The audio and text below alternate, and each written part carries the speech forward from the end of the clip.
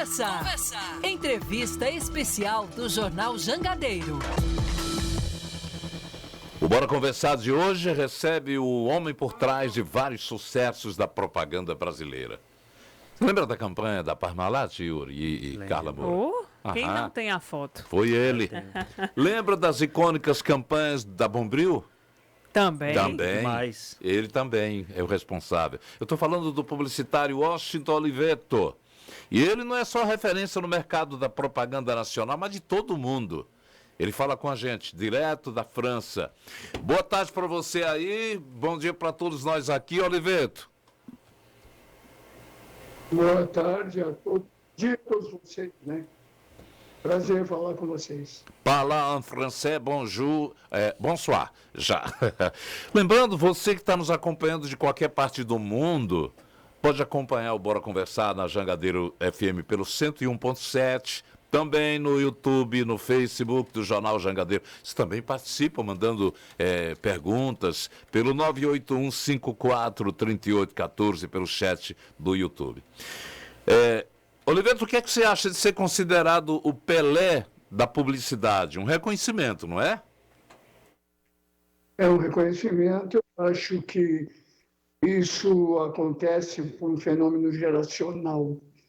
Eu comecei muito jovem, numa época muito favorável para um jovem começar na publicidade.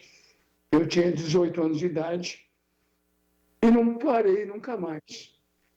Tive a oportunidade de fazer muitos bons trabalhos reconhecidos. Aliás, a campanha da Parmalat eu gostaria de ter feito, mas eu não fiz, não. Fiz muitas outras famosas, mas Parmalat é uma das que eu não fiz. Quem fez foi uma agência chamada DM9. Então me passaram aqui eu pensando que fosse você, mas tem a mesma qualidade dos anúncios. Por isso a gente fez uma comparação aqui. Conta um pouco aí sobre o início da carreira. Você sempre pensou nessa área? Ou os seus pais tinham o sonho de ver um menino formado em medicina, ou engenheiro, ou doutor na advocacia? Não, o que aconteceu comigo foi o seguinte. Eu sou filho de um vendedor com uma dona de casa. Eu aprendi a ler e escrever muito cedo, com 5 anos de idade. E eu queria trabalhar em alguma coisa que tivesse que escrever. Por outro lado, eu admirava muito o trabalho do meu pai de vendas. E aí, na adolescência, eu percebi que onde misturava escrever com vender com escrever, era na publicidade. E eu resolvi ser publicitário. E aí, como é que foi o seu começo? Foi como já redator, como idealizador de textos? Qual era a atividade, a área? Foi como estagiário de redator. Depois de um mês de estágio, eu fui contratado como redator. Uma pequena agência. Aí depois você chegou já em 1970 na DPZ, não é isso? Aí eu fui para a DPZ, que é uma agência muito reconhecida, muito badalada. Agora. Fiquei 14 anos na DPZ e depois montei a W. Yuri? Ok, comigo aqui, eu sou o Nonato, tem o Yuri, tem a Carla Moura. O Yuri quer fazer uma pergunta também. Washington, bom dia, boa tarde para você aí. Nesses anos todos, né, como é que a gente mantém viva a criatividade? Como é que você trabalha essa parte da criatividade para sempre ter ideias frescas? Você se realimenta com a vida. A literatura, a música, a pintura, com a escultura, com o cinema, com tudo que está na vida.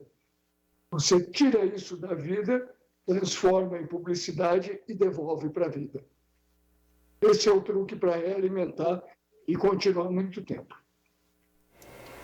É interessante, eu estou vendo aqui que você é da geração que que nasceu nos anos 50, 1951, e já pegou uma geração dos anos final dos anos 60, onde a publicidade deu um salto também de qualidade. Verdade.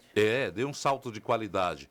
Aqui, você configura essa mudança, as estratégias de mercado, a necessidade do comportamento do cidadão em querer realmente peças atrativas? Como é que você avalia a publicidade dos anos 60 com essas de hoje? Eu diria o seguinte: a publicidade brasileira cresceu muito porque a mídia brasileira é muito boa. As nossas televisões, as nossas rádios, os nossos jornais, revistas. Graças a isso, a publicidade cresceu.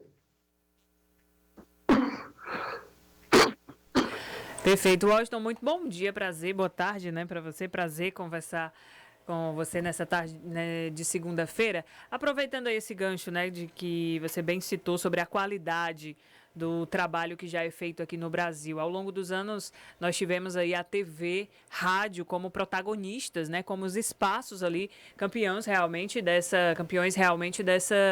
desse espaço de propaganda, de publicidade, sempre na visão. Como é que você vem vendo, por exemplo, as redes sociais, né, que estão aí cada vez mais presentes e literalmente na palma da mão do consumidor?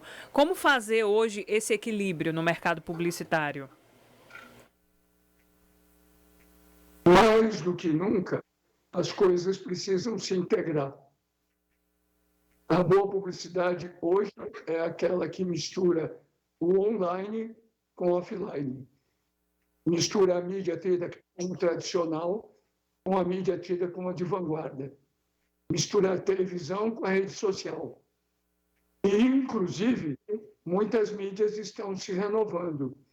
Um grande caso de brilhante renovação de mídia no mundo inteiro é o rádio. O rádio, em alguns países, vive novamente um momento esplendoroso. E no Brasil, vocês fazem um magnífico trabalho. Inclusive, desculpa, Nonato, tem participação aqui da Mônica, nosso ouvinte. Ela pergunta se tem alguma campanha em especial que mais represente para você. Olha, das coisas que eu fiz, eu tive a oportunidade de fazer muita coisa, de fazer Bombril, a menina do primeiro sutiã, o cachorro da COFAP, os casais do Unibanco, foram muitas campanhas. E tem muitas campanhas de colegas meus que eu adoraria ter feito. Por exemplo, eu gostaria muito de ter feito a campanha Não é Nenhuma Brastemp. Brastemp. Ou a campanha Escola Desce Redondo. Você é um campeão também. Você foi o primeiro brasileiro a vencer o Leão de Ouro no Festival de Cannes. O homem com mais de 40 anos, quando trabalhava na DPZ. Quando foi em outubro de 1917, você entregou o comando da operação brasileira da sua empresa e se mudou para Londres. Mas continua consultor da agência? Eu mudei para Londres para virar um consultor da criação da Europa inteira. E hoje em Londres eu estou fazendo muitas outras coisas.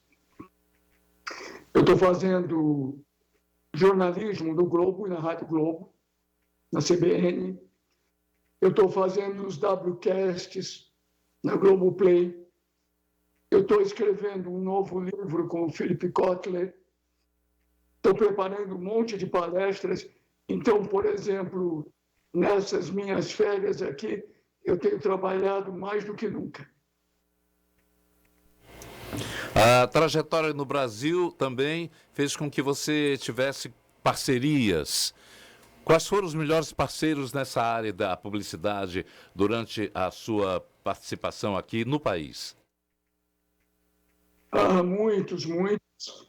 Sem dúvida nenhuma, o mais longo e o mais significativo, o Francesc Petit, sócio da DPZ, com quem eu trabalhei 14 anos. estava me lembrando exatamente dele, do Petit aí, que foi junto com ele que você ganhou o Leão de Ouro. Que aqui, a análise que você faz, vou pedir, o Yuri já fez uma indagação dessa natureza, qual a análise que você faz da publicidade brasileira em relação, por exemplo, ao que se faz hoje aí na Europa? A publicidade brasileira, durante muitos anos, esteve entre as 3 melhores do mundo. Do lado da publicidade norte-americana e a publicidade inglesa. A publicidade brasileira, nesse momento, não está brilhante, a publicidade mundial não está brilhante, mas a publicidade que continua com a média mais alta, com os trabalhos em todas as mídias, é a publicidade inglesa. A publicidade inglesa. Você é um torcedor, não vou dizer fanático do Corinthians, mas o Corinthians deve a você a instituição, por exemplo, da frase importante. Me lembra aí, agora fugiu. Não, eu fui vice-presidente da democracia. Democracia corintiana, pronto. Você foi o fundador da democracia corintiana. Como é que você vê o esporte brasileiro hoje, o futebol brasileiro, e de que maneira também a publicidade tem auxiliado ao esporte? Olha, o futebol brasileiro tinha um período onde ele era muito bom dentro do campo e muito ruim fora do campo. Infelizmente, o futebol brasileiro não melhorou muito fora do campo, mas piorou dentro do campo. E isso você vê pelos resultados que a gente obtém internacionalmente em todas as competições. Agora mesmo, no Mundial Feminino, o Brasil não chegou nas oitavas de final. Isso já é um reflexo de que as coisas... a gente não pode fazer uma comparação com o futebol masculino e feminino, mas já é um reflexo de que há necessidade de mudanças, né, Washington? Sem dúvida nenhuma. O futebol como seu todos. Estou falando do futebolista que é apaixonado pelo Corinthians, porque ele escreveu livro Corinthians é Preto e Branco, os piores textos de Washington Oliveto, Corinthians e os outros, o primeiro a gente nunca esquece, o que a vida me ensinou, e só os patetas jantam mal na Disney. Esse é realmente um título chamativo. Esse trata de que mesmo? Esse é um livro sobre experiências minhas em diferentes restaurantes do mundo, que inclusive tem um restaurante na Disney. Eu escrevi outros direto de Washington, que é uma autobiografia, e o Direto de Washington, edição extraordinária, que é uma continuação dessa autobiografia. Carla Moura. Tem mais participação aqui de ouvintes, muitos elogiando aqui seu trabalho, como o seu trabalho influenciou na carreira publicitária, o caso aqui do Cleiton. Mas eu peguei a participação aqui do Vinícius Washington, porque ele está no primeiro semestre de publicidade, e aí ele faz um texto aqui sobre a questão da formação desses novos profissionais no mercado publicitário, e aí no final ele pergunta, se fosse para começar hoje, o que é exatamente que mudaria na sua visão de publicidade, se fosse iniciar hoje?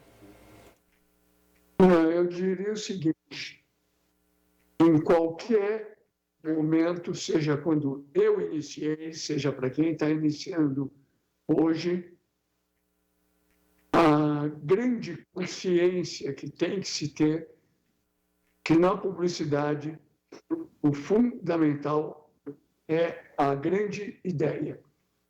Sem a grande ideia não acontece nada.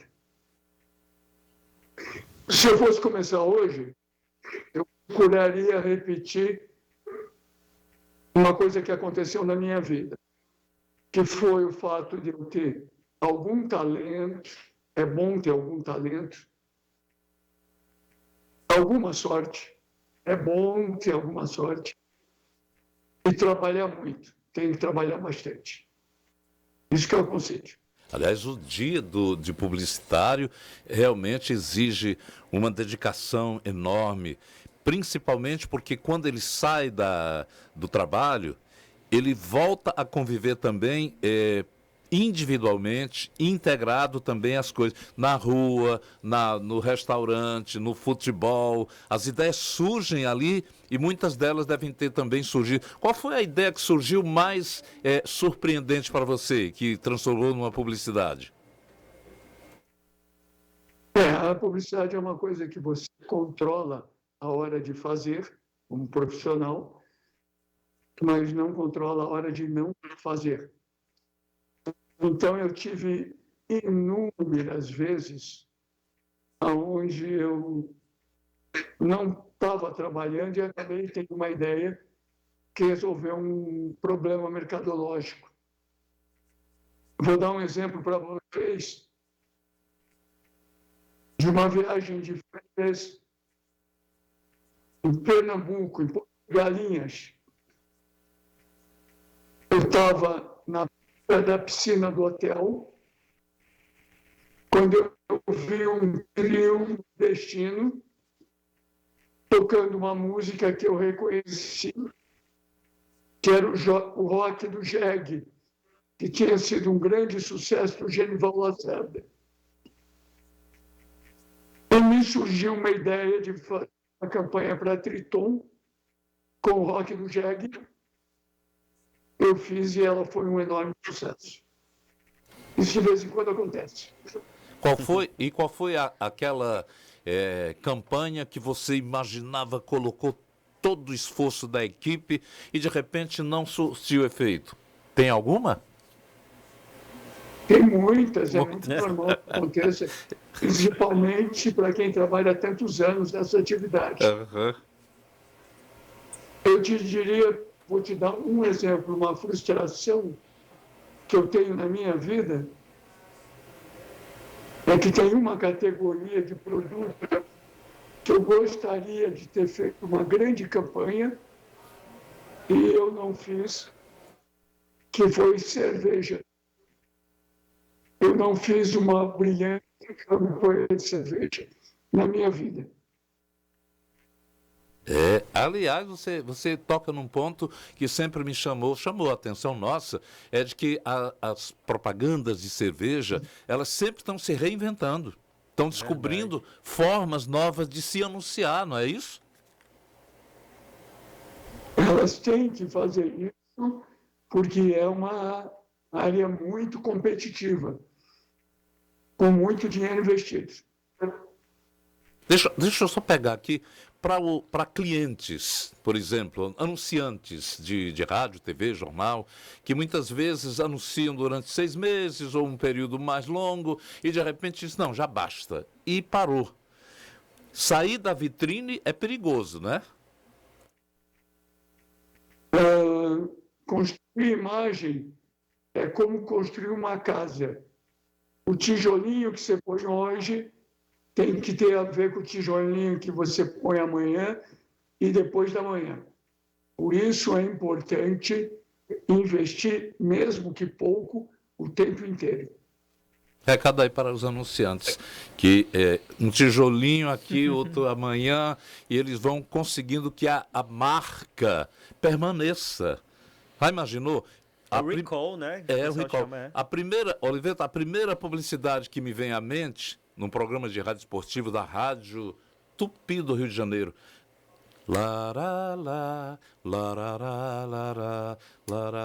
As músicas sempre ficam, né? Faça a barba todo dia com gilete. É incrível como ainda permanece. Qual é a função da... Você falou do Jeg. Qual é a função da música na publicidade? A música, muitas vezes, ela ajuda demais no processo de persuasão. Essa campanha que você citou de Gillette, clássica, ela tem uma curiosidade.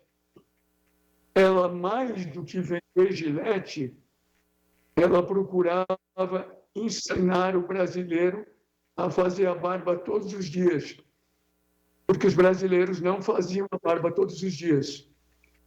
Daí o tema Faça a Barba Todo Dia com Gilete Azul. Incrível, realmente dentro da mensagem estava um fator educacional, né? Educativo. Sem dúvida nenhuma. Que converte também em consumo, né? Que é o que, no fim das contas, a publicidade atua. Ô Washington, estava lembrando aqui, a gente sempre fala, não só na publicidade, mas em diferentes profissões, sobre a importância de tornar essas profissões cada vez mais humanas, né? E nós tivemos o caso mais recente da Volkswagen com o uso da inteligência artificial, né? Unindo ali Elis Regina e Maria Rita. Isso gerou muita polêmica, né? Sem dúvida, todo mundo ouviu falar e aí muita gente assistiu, de fato, essa campanha. Como é que a inteligência artificial chega nesse momento da publicidade, tentando ainda também fortalecer e equilibrar mais uma vez esse lado humano com as tecnologias?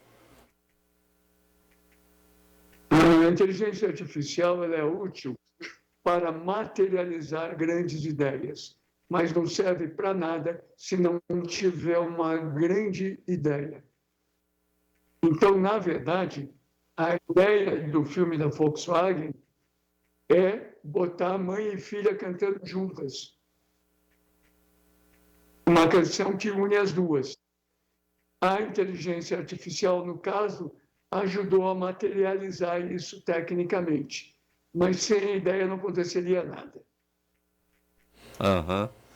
Você falou ainda há pouco que há necessidade de... Sempre há lugares na publicidade para o pessoal que está adentrando na área de publicidade, nos cursos, para talentosos e trabalhadores. Mas tem uma frase citada sua, foi em Londres, parece, que você disse assim, a profissão está exageradamente na moda. Explica um pouco. Na verdade, eu fui muito culpado por isso. Eu, quando comecei a publicidade, não estava na moda. A geração anterior à minha começou a colocar na moda, né? Mas eu materializei isso muito fortemente. Isso tem um lado bom, mas tem um lado muito ruim, porque moda sai da moda. Então, o importante é fazer um trabalho consequente que dure muitos e muitos anos, que não seja apenas o trabalho que está na moda. Queria até aproveitar para pegar aqui um gancho do que manda para a gente aqui o Jovenard, nosso ouvinte. Ele disse que fazia um curso de economia e o professor foi questionado por que a Coca-Cola, mundialmente conhecida há vários anos, né, continuava fazendo publicidade. Porque, teoricamente, não precisava, todo mundo já conhece a marca. E aí esse professor explicou que todo dia nasce uma criança que não conhece a Coca-Cola. Olha E só que bacana. por isso a publicidade precisava, né, ser reinventada. Casa muito bem com isso. Ô Yuri, você. Tem uma pergunta para o Washington. Você falou aí que você não para, né? Inclusive citou o WCast, que é um podcast super sucesso, está fazendo com as suas entrevistas. Como é que você está se vendo agora como entrevistador, né? Conversando ali com, vamos dizer assim, com os seus amigos? Não são entrevistas, né? São conversas. E não são entrevistas, eu te digo por quê. Porque todos os que eu convido são pessoas com quem eu tenho conversas em comum. Então, não existe a regra de uma entrevista de que tem quem pergunta e quem responde. Não, vale interromper, vale lembrar coisas, vale sugerir coisas. E eu acho que é isso que está fazendo o sucesso do WCast. Essa estrutura de conversas. Conversas entre amigos. E amigos muito interessantes. Só para emendar aqui a pergunta, você acha, a gente falando aí da moda, né, que a moda passa, você acha que os videocasts, podcasts são a moda ou realmente chegou para ficar, é a nova tecnologia? Só os melhores vão ficar. Como tudo. Ou seja, Existem muitos programas de rádio, mas ficam os melhores. Muitos programas de televisão ficam os melhores. Muitos podcasts, downloadcast, os melhores ficam. Às vezes, porque agora, às vezes a gente vê, né, tem realmente uma quantidade enorme hoje de podcast, todo tipo, fulano cast, tal cast. Vários nichos, inclusive, Vários né? nichos, e às vezes a gente vê que todos convergem para o mesmo assunto, para o mesmo lugar, parece que é um molde, né? Então é realmente nesse caminho, né? Quem se destacar é quem vai ficar. Nonato? É por isso que o Washington lembrou uma coisa: os melhores ficam. A gente está lembrando aqui, para você que ligou o rádio agora, para você que entrou na nossa live, nós estamos conversando com o Washington Oliveto, o homem que foi responsável por marcas fantásticas na publicidade brasileira. Quem é que não se lembra? O primeiro sutiã a gente nunca esquece. O garoto da Bombril e suas 1000 utilidades. Quem é... Aqui não passava muito, mas na TV, por exemplo, no Sul passava o cachorro da Cofap. Passou também aqui aquele cachorrinho comprido. O casal do Unibanco. Tudo isso reflete o gênio. Estou chamando de gênio porque você é mesmo. O Washington Oliveto. Entre as façanhas, ele foi eleito publicitário do século. Fez com que ele era apaixonado por escrita ou por venda, não é isso? Acho que você falou no início. Era por escrita. E você... Exatamente. E você chegou a cursar faculdade, curso de publicidade? Não. Eu entrei em 3 faculdades, me matriculei em 2. Mas Uma de comunicação. Mas não concluiu. Aí eu comecei a trabalhar. O primeiro comercial que escrevi na minha vida ganhou um leão de bronze em Veneza. E aí eu me motivei muito por trabalhar e acabei parando com a faculdade, mas não recomendo ninguém que pare de estudar, não. Eu acho estudar muito importante. Você foi vítima também de um sequestro. Vamos lá, avivando aqui a memória minha. Foi inclusive por pessoas do Chile. Lembra aí um pouco como é que foi aquela experiência, entre aspas, aqui?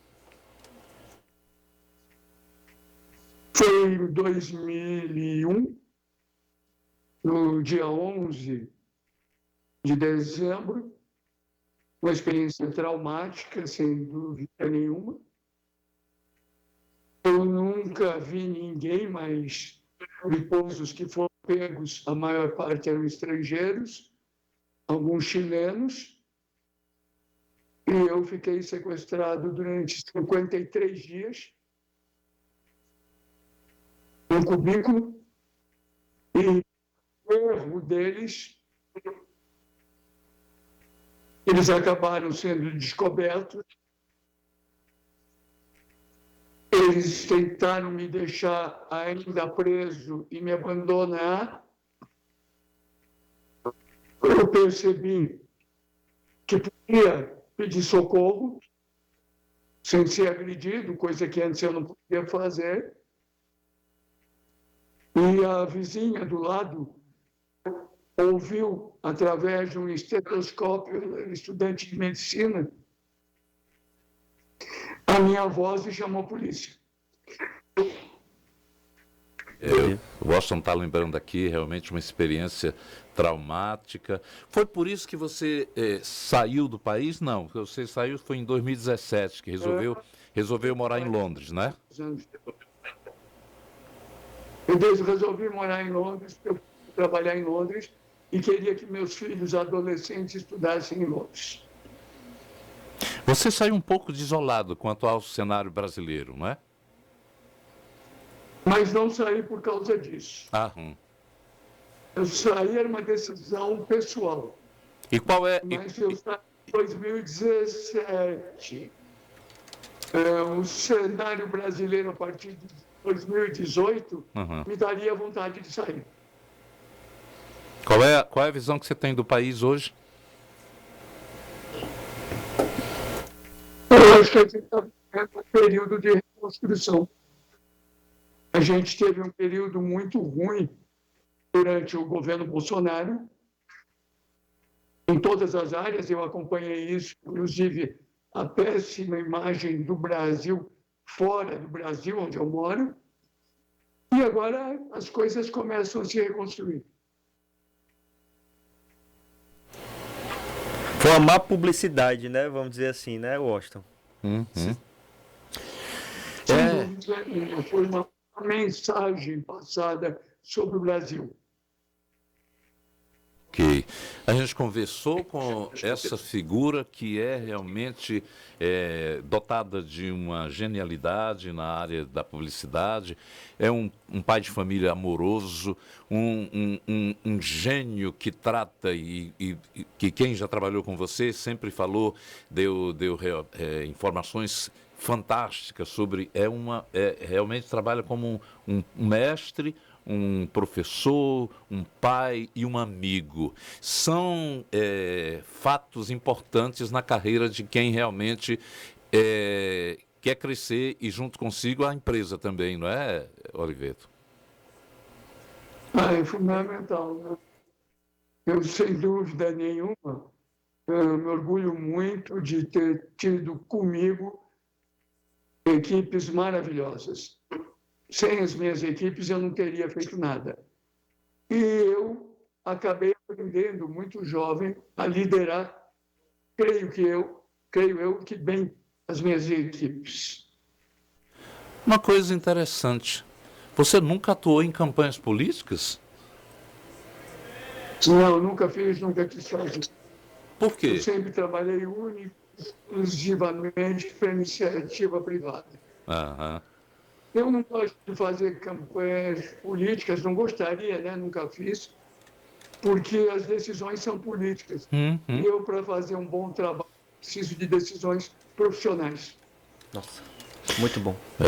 Muito obrigado pela sua presença aqui conosco via digital, mas a alma do genial artista que é o publicitário faz com que a gente possa lembrar de que você tem uma longa história e que a gente deseja seja prolongada cada vez mais com sua presença física aqui na Terra. E esse também, Nonato, são os desejos dos nossos ouvintes, várias mensagens aqui. O Francisco Barbosa disse que sempre foi fã, trabalhou numa agência de propaganda do Bidu Kawasaki, mas trocou a propaganda pela estabilidade do serviço público, mas acompanha as campanhas do Oliveto, são ícones, verdadeiras obras de arte. Tem o Hugo comentando aqui, propagandas que marcaram várias gerações, parabéns para ele.